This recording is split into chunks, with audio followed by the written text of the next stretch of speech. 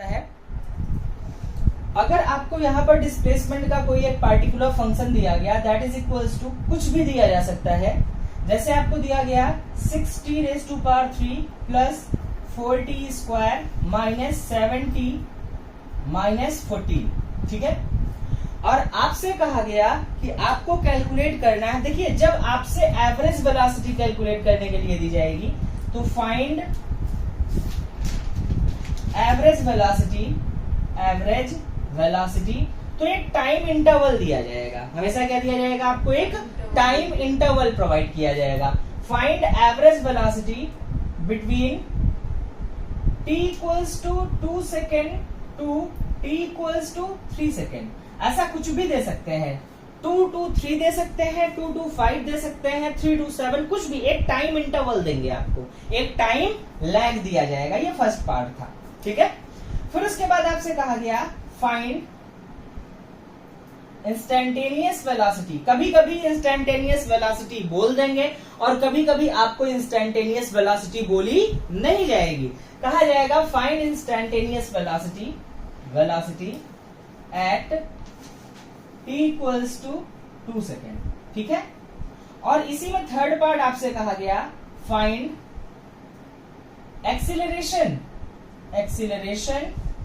Eight t equals to कुछ भी, जरूरी नहीं है, that is not compulsory thing कि जितने पे वेलोसिटी निकाल रहे हैं उतने पे ही आपको एक्सीलरेशन भी निकालना है। तो आप क्या करोगे यहाँ पे 3 सेकेंड पे मान लीजिए आप, ठीक है ना। अब चलिए इसको कैलकुलेट करने के लिए चलते हैं। फर्स्ट ऑफ ऑल आप क्या निकालोगे?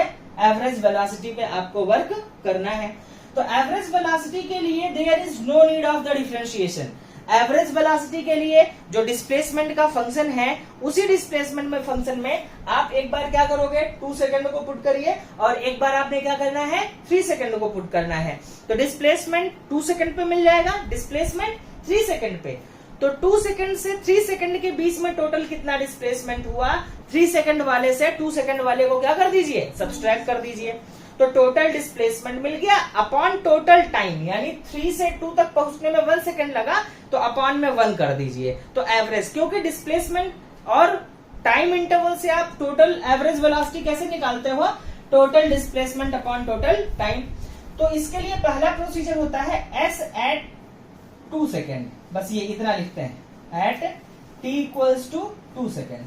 तो 2 सेकेंड पे रखिए बेटा 6 इंटू जहां जहां पर t है वहां पर आपको 2 पुट कर देना है। 6 into 2 cube plus 4 into 2 square minus 7 into 2 minus 14। Solve करिए।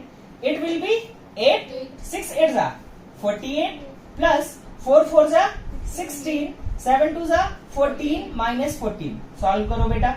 इट विल बी 64 माइनस 28, कितना आ जाएगा? 14 minus 8 that is equals to 6 और 5 माइनस 2 3। इतना मीटर आपको मिल गया। कितने पे? 2 सेकंड पे कितना डिस्प्लेसमेंट होगा? 36 मीटर। अगेन कैलकुलेट करिए t इक्वल्स टू 3 सेकंड पे। कितने पे? 3 सेकंड पे। बेटा जहां जहां पे 2 है वहां पर आपको क्या करना है? 3 पुट करना है। चलिए करते हैं। तो कितना हो जाएगा? 6 into 3 cube plus 4 into 3 square minus 7 into 3 minus 14। Solve करो। जब आप सॉल्व करोगे तो क्या मिलेगा? 6, यहाँ पर 3 3 जा 9, 3 जा 27।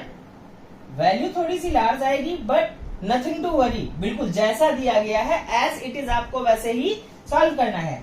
यहाँ पर 4 इंटू 9 माइनस 7 3 जा 21 माइनस 14। 27 6 जा कितना होगा बेटा आपके पास? जल्दी बताइए। 162। Very good. 162 प्लस 9 4 जा 36 माइनस इट विल बी 35। बेटा यहाँ पर मिल गया 163 मीटर, ठीक है ना। इसको ऐड करेंगे, इसको सब्सट्रैक्ट करेंगे तो 36 माइनस 35 1, तो 162 प्लस 1 इतना। तो बेटा ये इतना मिल गया। ये डिस्प्लेसमेंट 2 सेकंड पे और ये 3 सेकंड पे। तो 1 सेकंड में टोटल डिस्प्लेसमेंट कितना मिला? फाइनल डिस्प्लेसमेंट से इनिशियल डिस्प्लेसमेंट को सब्सट्रैक्ट कर दो। बेटा यहाँ पर जब आप V एवरेज लिखोगे तो V एवरेज होता है कितना? टोटल डिस्प्लेसमेंट, यानी final displacement minus initial displacement upon time interval. 3 minus 2 कितना आएगा बेटा? 163 माइनस 36 डिवाइडेड बाई 3 माइनस 2 1, कितना आ जाएगा यहाँ पर बेटा 13 माइनस 6 7 और 15 माइनस 3 12 मीटर पर सेकेंड। ये क्या हो गया एवरेज वेलोसिटी। तो एवरेज वेलोसिटी का कॉन्सेप्ट आपके पास ये रहा। अब जब दूसरा केस आप लेकर के चलते हो किसके लिए, डिफरेंशिएशन के लिए, तो डिफरेंशिएशन का कॉन्सेप्ट किस तरीके से लिया जाएगा, देखिए यहाँ पे फाइंड इंस्टेंटेनियस वेलोसिटी, क्या निकालना है इंस्टेंटेनियस वेलोसिटी, कितने पे at t equals to 2 second पे। तो बड़ा सिंपल सा है, पहले के पार्ट की तरीके से हम क्या करेंगे, यहां पर इस पार्ट को भी प्रॉपर्ली डिफरेंशिएट करेंगे। कैसे, सेकेंड पार्ट में वेलोसिटी के लिए क्या करेंगे, हम वेलोसिटी के लिए करेंगे d by dt of s, displacement का डिफरेंशिएशन। डिस्प्लेसमेंट कितना है, पूरा का पूरा फंक्शन लिखिए 6t cube plus 4t square minus 70 minus 14। बेटा जब इसका डिफरेंशिएशन करोगे तो डायरेक्टली कर दिया जाए, ये फार्मूला आपके पास होता ही है d by d x of x raise to power n equals to n x raise to power n minus 1। ये यूनिवर्सल फार्मूला है डिफरेंशिएशन का जो सबसे ज्यादा बार यूज किया जाएगा। ठीक है, अब डिफरेंशिएशन करना स्टार्ट करते हैं। जब डिफरेंशिएशन करेंगे तो क्या मिलेगा, ध्यान दीजिए यहाँ पे 6 को एज इट इज लिख दिया जाएगा, n की प्लेस पर कितना है 3, तो इस 3 को पहले लेकर के आएंगे और ये हो जाएगा 2 स्क्वायर। क्यों, क्योंकि फार्मूला क्या होता है n x raise to power n minus 1। तो यहाँ पर कितना हो जाएगा 6 into t raise to power 3 minus 1 2। ठीक है, यहाँ पर कितना हो जाएगा 4 इंटू ये 2 पहले आएगा और यहाँ पर हो जाएगा जस्ट t माइनस यहाँ पर 7 और t का डिफरेंशिएशन 1। तो उसे लिखो या ना लिखो क्योंकि 1 का कोई इफेक्ट नहीं होना है। ठीक है, तो यहाँ पर बेटा ये आपको वेलोसिटी का फंक्शन मिल गया 6 3 18t square plus 8t minus 7। अब वेलोसिटी कितने सेकंड पे निकालनी है, at t equals to 2 second.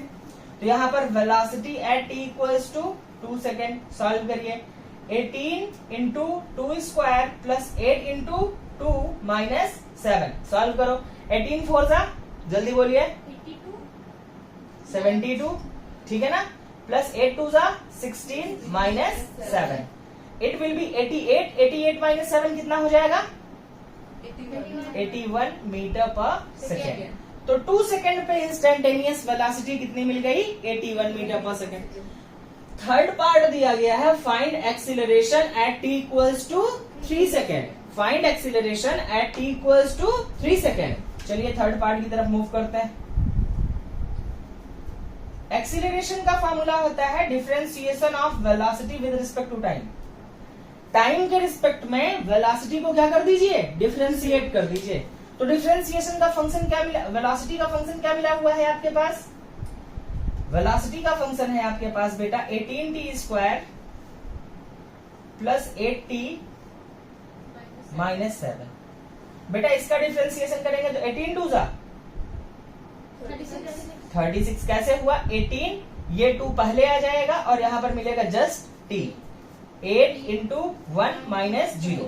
तो इतने को लिखने की जरूरत नहीं होती है, 0 को लिखने की नीड नहीं है, प्लस माइनस में 0 का कोई इफेक्ट नहीं है और मल्टीप्लाई में 1 का कोई इफेक्ट नहीं है। तो यहाँ पर कितना हो जाएगा 36t प्लस 8। ठीक है, तो यहाँ पर बेटा ये एक्सीलरेशन हो गया। एक्सीलरेशन कितने सेकंड में निकालना है, at t equals to 3 second.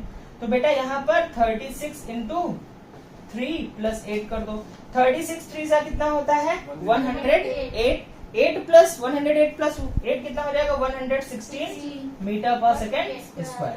बेटा ये इस क्वेश्चन का पूरा आपके पास पोर्शन रहा। यहीं पर एक छोटी सी चीज आपको और जस्टिफाई करनी है।